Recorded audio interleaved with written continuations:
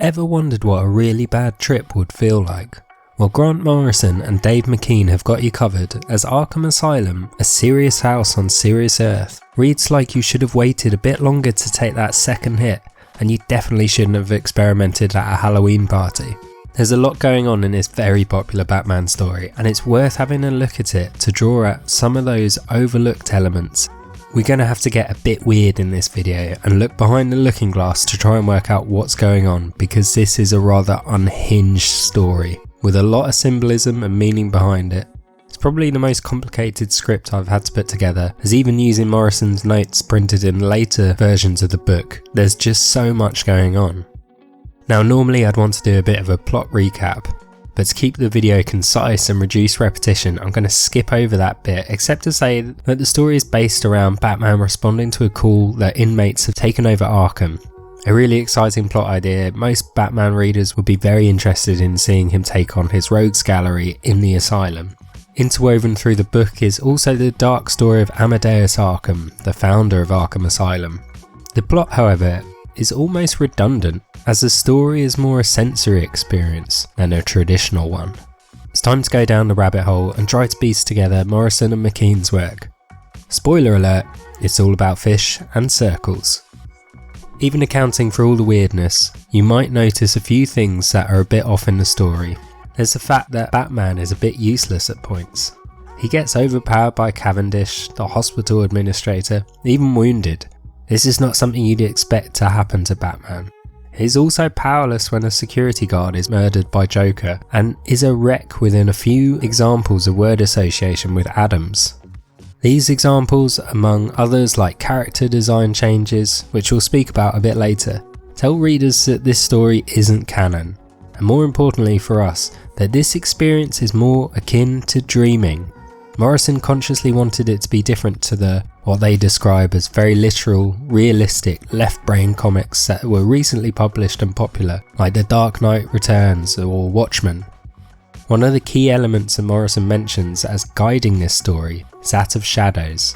They are using the Jungian definition that shadows are the repressed areas of the human mind. With this knowledge, it's easier to understand, or at least recognise, where certain things wouldn't make sense in the real world, but would in a dream. For example, Batman asks Adams if she has Two-Face's coin on her, something that would be very unlikely, as it would have been confiscated at the start of his treatment. But of course she has it on her person. Or how Batman appears to be exactly where he needs to be, finding each villain by doing nothing more but wandering from room to room. No clues, no plan to follow, just a series of trials. This is dream logic, and one of the pillars we need to keep in mind when following the story. One of the other building blocks we need to recognise is that time isn't necessarily linear in the asylum. The asylum is supposed to be through the rabbit hole, devoid of any form of normality. Part of this can be seen in the muddled way that time works during the story.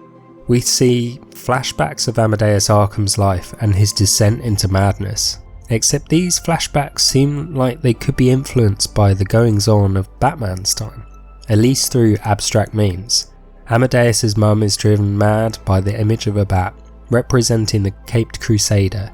Perhaps this could be a premonition that Amadeus's mother sees Batman in the future of the asylum. But I don't think that is quite the case, as there's also the Joker card that Amadeus finds, thinking perhaps one of the builders dropped it. It's almost as if the clown Prince of Crime reached back in time to leave his calling card. Was it to leave a touch of madness on Amadeus? Later at Arkham, Amadeus can hear hysterical laughter coming from an empty cell. We also have Amadeus' daughter predicting her own death at the hands of Mad Dog, her remains found in a doll's house as a cuckoo clock strikes, surely a sign of the asylum yet to come. Her voice actually haunts Arkham as we hear it as Batman enters the building. The dog is hurting me. The final pillar, which I think is key to putting yourself in the right frame of mind when reading the book, is that a dark magic surrounds it. The unravelling of Amadeus's mind results in him carving a spell into the very fabric of Arkham, making it no longer a building of just bricks and mortar, but a weapon to defeat Batman. We even see a ring of salt cast by Cavendish around the asylum, Typically, these magic circles can be used for protection. Could this one also have protected the asylum against the rules of the physical world? It won't be the last we hear of circles, or even this ring of salt. Morrison is very interested in tarot as well, so we see symbols relating to the cards and even the cards themselves regularly throughout the series. One of the characters who makes a brief appearance in the story is Aleister Crowley, an Englishman who is infamous for being associated with the occult and became a huge influence on the 1960s counterculture movement despite being long dead. Morrison has a fascination for him as well, and I've used Crowley's tarot deck called the Book of Thoth as the general basis for definitions when referring to their symbols throughout the rest of the video. Like other practices of divining the future, much of it is up for interpretation, but I'm happy to be corrected in the comments if you know more about this stuff than me. The tower is one of those key symbols repeated throughout the story. In fact, it's the very first one we see, and one I feel we should get out of the way early on in this video. The Tower Tarot card represents the destruction of something, an idea or sense of self, for example, something we've resolutely held, the destruction of which can be traumatic, but can leave the individual with a new perspective or leave them stronger for having gone through it. This idea is a foundation for the whole story and incredibly relevant throughout, and even is part of the last imagery we see as Dent knocks down his house of cards. But it's used throughout, so put it to the back of your head. One of the other more common tarot symbols we see used in the series is that of the moon. The moon is used to represent exploring our innermost self, our desires, our fantasies, but also our deepest fears, our very nightmares. This is very similar to the shadow symbolism we touched upon earlier, but with more nuance. Batman walks through a door with an inscription in Greek above it. It translates as "Discover thyself." Above the Greek temple of Apollo in Delphi were the words "Know thyself." Apollo being the god of the sun, among other things, and the sun card in tarot is associated with self-confidence. The inscription "Know thyself" therefore makes perfect sense at Apollo's temple, as confidence generally comes from knowing oneself. Therefore, I believe that Morrison meant to flip this by having a phrase for the moon instead of the sun, and "discover thyself" works perfectly if you include the tarot definition. What this then suggests is that perhaps Arkham is a temple itself, a temple of the moon. And there are plenty of other moon references throughout the story, some of which are more apparent, like Two-Face staring at the moon thinking it looks like a scarred dollar coin. Others are much less obvious, such as Mama Arkham, with two dogs flanking her, links her to Hecate. Hecate was a Greek goddess who was associated with the moon and was typically shown in classical art with dogs. I also mentioned earlier about the fear of the bat. Well, we first encounter her eating beetles. Beetles are a symbol of rebirth as they are shown on the moon tarot card, bringing in the dawn, the birth of a new day. Or there's a really obscure moon reference, where Amadeus Arkham feels a pressure in the back of his head. Slightly odd, but something you'd skip over quickly, and would probably never realise, but Kof, I'm not sure I'm pronouncing that right, is the Hebrew name for the moon card, meaning back of the head. Alongside all of these moon references, you will also come across lots of associations with mirrors, in both Batman's story and Amadeus's. Now, this is quite deliberate and obvious when you think about the moon card's meaning of exploring one's inner feelings. Mirrors have the literal property of reflecting, and this is a story of self-reflection, which we'll look at shortly. There are other connections that link the moon and mirrors. The moon reflects the light from the sun, mirrors are often drawn as circles and look not too dissimilar to a moon. You can see why historically the two are often linked, like they are in this story. And the reason behind all these moons and mirrors, Morrison wanted this to be a mental trial of sorts for Batman. He was confronting not only his enemies but also some of his greatest fears through this dream state. That explains, for instance, why Batman is quite impotent. Ever had a dream where you're in a fight and your punches don't do anything? It could be that this Batman fears not being able to match his villains. This plays out at points but not consistently as he draws strength to face those challenges. But why have the mirror symbolism so prevalent in Amadeus's tale if this is a story about Batman? Well, we've spoken about how their stories are linked to each other, with the shadow of the bat looming large over the Arkham family, seemingly sending Amadeus on a road to madness. And Amadeus's tale sees his own extreme challenges laid out before him, both within and without. But Amadeus is not ready for self-reflection. Whereas Amadeus tapes over a mirror to protect himself from it, Batman opens a mirror door to get to the Mad Hatter. He faces up to the challenge to discover himself instead of shying away from what he might see. As a child, Amadeus is lost in the mirrors, a story based on a real-life experience in Morrison's past. We see this scenario through a dream as McKean blends a moon with adult Amadeus's head. He dreams of terrifying figures in the mirrors and he freezes, refusing to go further. The nightmare continues as Amadeus dreams that the figures come out of the mirror and are looking for him. As a boy, Amadeus referred to these reflections as being that other world. Now, I'd interpret this as not dealing with fears or trauma can cause it to develop and manifest. But I digress from the relationship between Batman and Amadeus. What we see as a reader is that their stories often mirror each other, with Amadeus's thoughts overlaying images of the Dark Knight. Most significantly is when Batman confronts Killer Croc. We have Amadeus voicing his fears of not being strong enough, whilst Batman struggles against the monster. At this point, Amadeus is under the influence of magic mushrooms, specifically an amanita, and he describes falling after a wave of terror with nothing to hold on to. And this is where their stories split. As Batman falls, he fights, he flails, he resists, his hand finding a ledge to pull himself up. Unlike Amadeus, he finds the will to stand up. That scenario is a representation of the Hanged Man tarot card. We first come across the imagery of the Hanged Man when Batman enters Arkham, but it happens again here.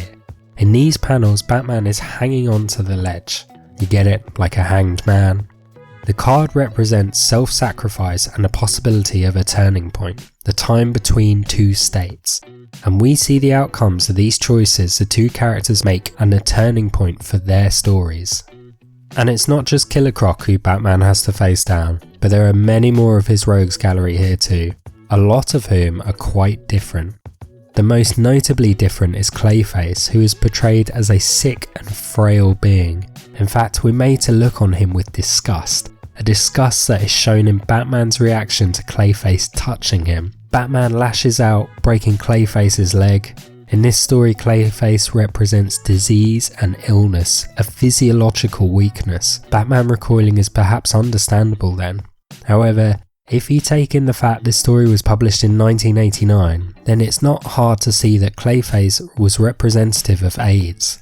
This makes Batman's reaction quite a bit darker, as perhaps there are other connotations with his reaction, which we'll pick up a bit later.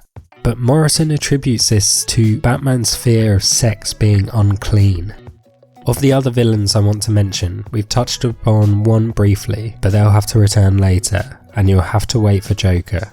As now, it'd be a good time to look at the Mad Hatter.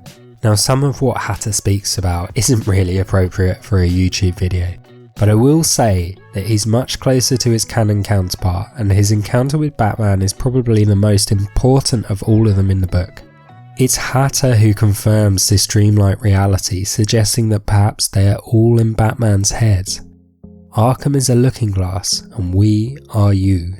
Because when we get down to it, perhaps Batman's biggest fear is that he is responsible for the villains. By simply being, he has encouraged an epidemic of criminal madness. And by extension, perhaps he too then belongs at Arkham. There are some definitions of the moon that suggest it could represent a misunderstanding on your part, a truth you cannot admit to yourself, which I feel is fitting here. Another recurring motif is that of pearls. Again, they're often used as symbols for love or wisdom, but frequently the moon as well. Like the mirror, we should see it linked together.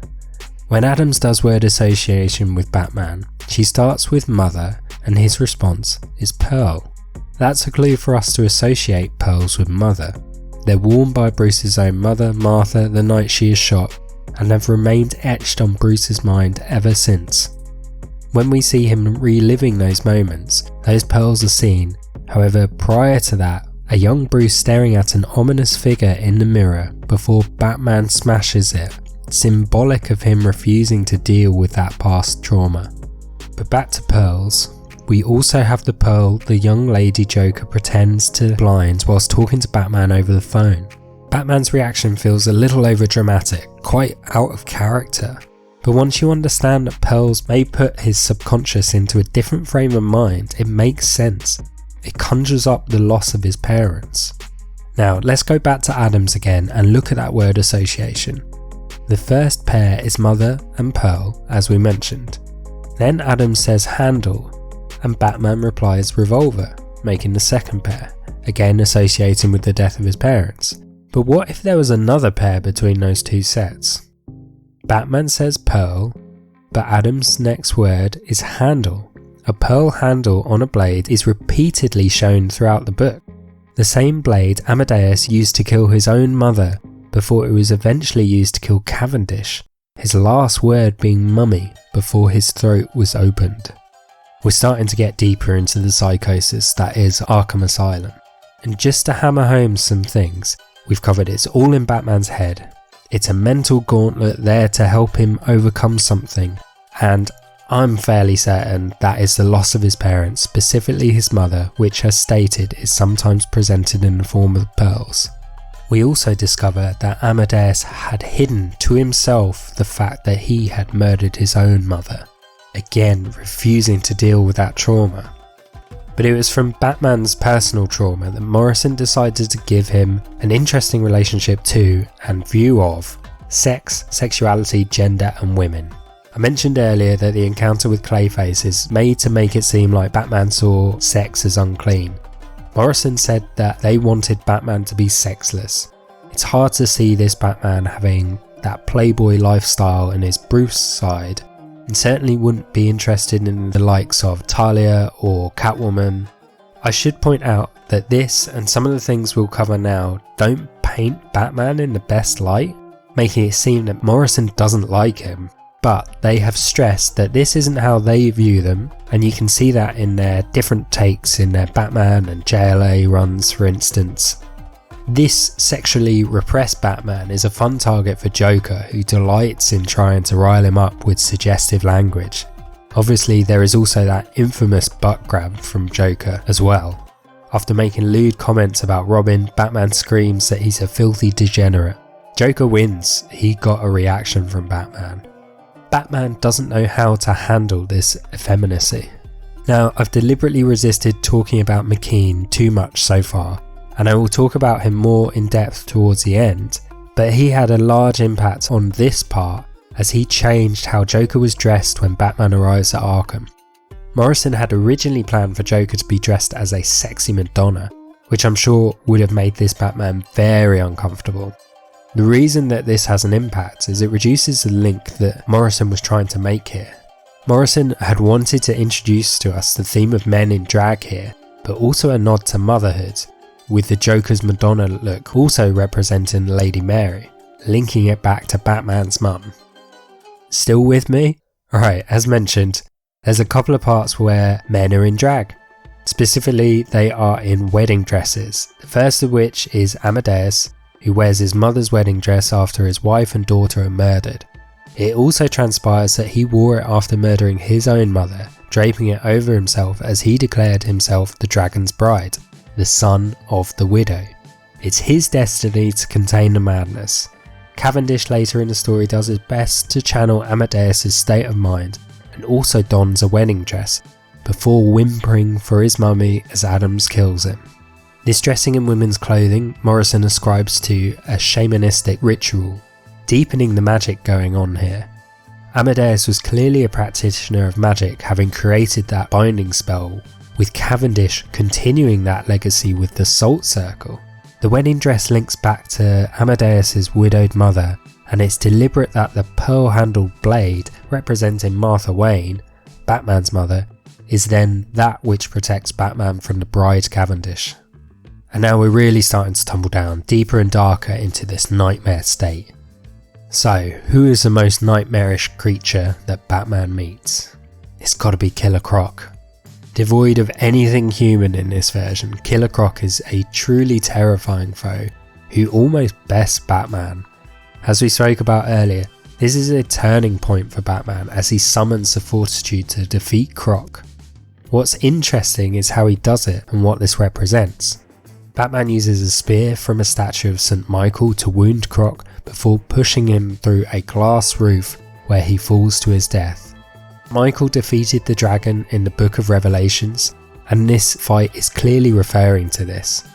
Interestingly, Batman picks up what seems to be like a Christ-like wound from the spear piercing his abdomen.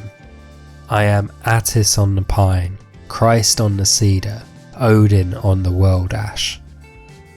Batman also had other wounds similar to Christ as he stabbed himself with glass through the hand. His later rampage smashing up Arkham was supposed to invoke Jesus clearing the temple, the story where Christ removes the moneylenders. Now there are plenty of other religious symbols in Arkham Asylum, particularly Greek and Egyptian, but it's the Christian and biblical references which I think are the most important. Now, what if I were to tell you that Batman wasn't the only one with similarities to Christ in the book?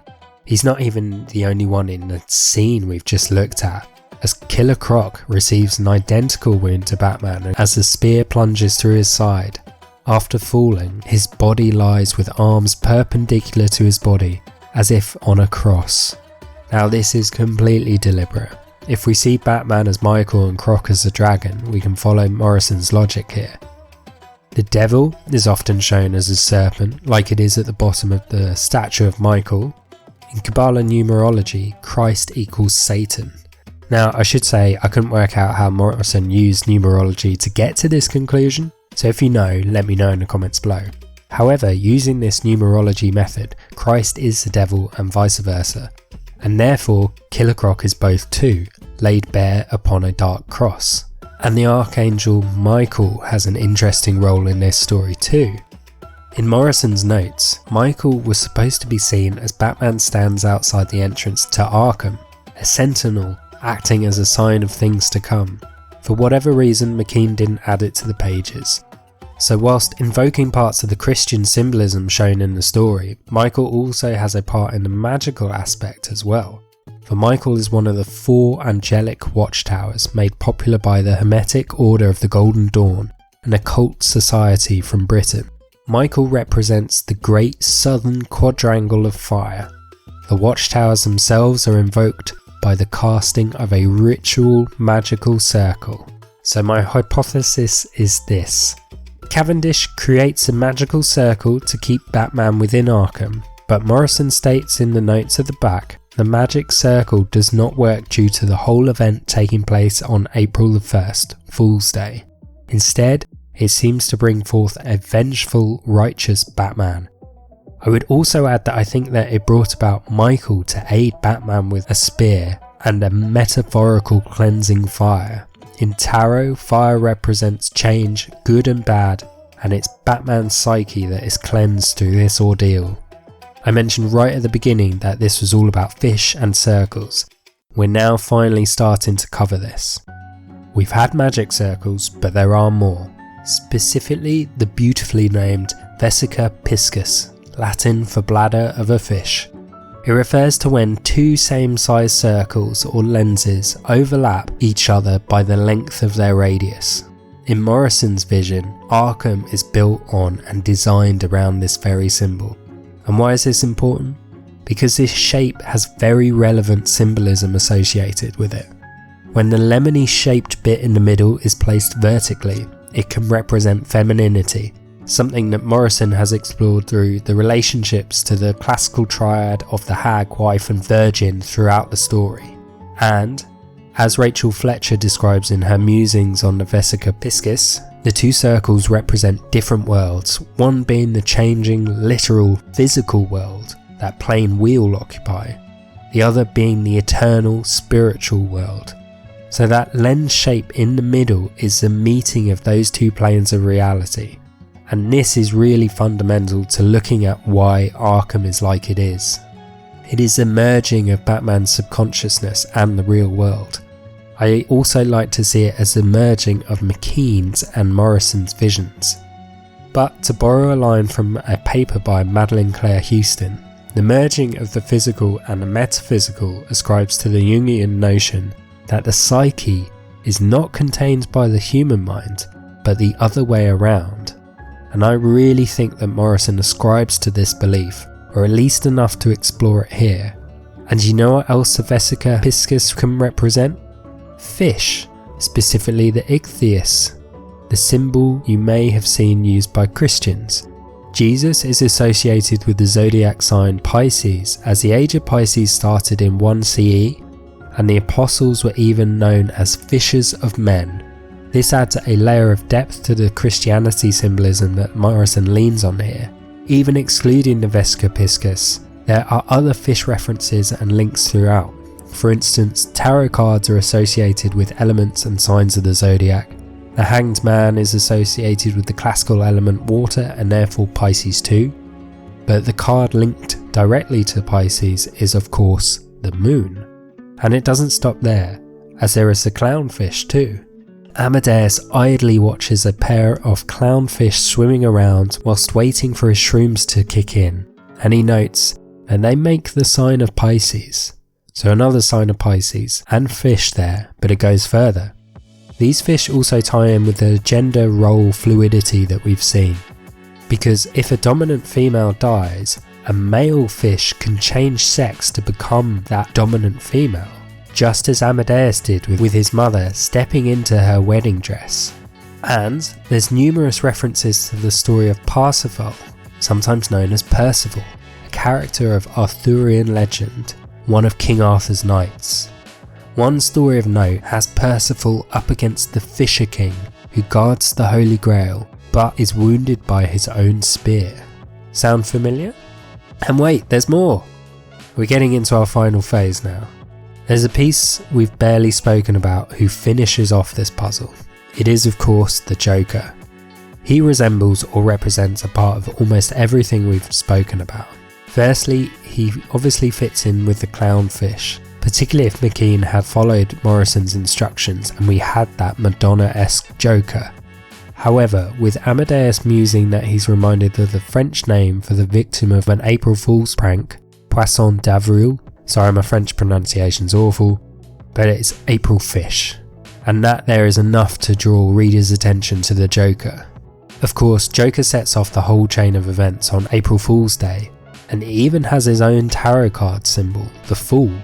When Batman enters Arkham, he's confronted with a chaotic scene, which is supposed to be a twisted version of the Feast of Fools, a religious medieval custom that traditionally ended on the 1st of April. It was where those of lowest social standing may get the powers and trappings of a higher station for a week. This is what happens here, with the reversal of standing for the inmates of the asylum, who then become its wardens. At the head of all of this chaos is the Joker, who Morrison sets up to be a trickster guide, almost like the Cheshire Cat, leading Batman through the asylum. And Joker's symbolism doesn't end there, because he is yet another character who gets the Christ comparison. And the reason why that is because of that awful to read dialogue text he has. In some versions of the Bible, text of words said by Jesus used to be highlighted in red, similar to how Joker's words are presented. That would suggest that his words are gospel. Even his aspect of the Fool links him to Christ, as the Feast of Fools and other similar festivals happening in spring are in a time associated with Pisces, but also the resurrection of Christ. I think that I'm starting to lose touch with reality now, and think that everything is a fish or Jesus or both, so it's probably time to start wrapping this up. It's been a deep dive into Morrison's mind, but before we go, I thought I should highlight how weird a book this really is. Reading through Morrison's notes at the end, it's clear to say that this is not his complete vision. Even before we get to the version of the script published, we know McKean had refused certain things, particularly drawing Robin. He saw it as something no self-respecting artist would do. That seriousness in his own art kind of makes the pair of them a really odd matchup for this story. McKean removes or ignores all of the sort of campier elements Morrison wanted, like the Madonna outfit or the laugh sign Joker was to hold. There are other sections where it just feels like McKean ignored Morrison's script, like in his description of Metropolis. He also removed a lot of the symbolism that Morrison had outlined in the script. Instead, McKean focuses on creating a dark and twisted atmosphere. So in the end, we are missing a huge part of Morrison's vision, with lots of messaging he wanted to get across not included in the final story. And you know what? I don't necessarily think this is a bad thing. I think that if Morrison had their original plan laid out as described, I think it would have felt almost too literal. McKean creates a really unnerving experience, much closer to a dreamlike state that Morrison's describing, at least from my understanding of their notes. And the general feeling is that the art is what most people enjoy from this story. It's the thing that brings people back to the book. That's not to diminish Morrison's story or writing. I just think the blending of their visions actually creates the best outcome. However, supposedly a sequel to this story is being written by Morrison, and I'd be very interested to see where that might go. Let me know what you think, and was there anything that I missed? I think I'm going to have to read some Calvin and Hobbes now. I need something to cleanse all this madness. Thanks for watching.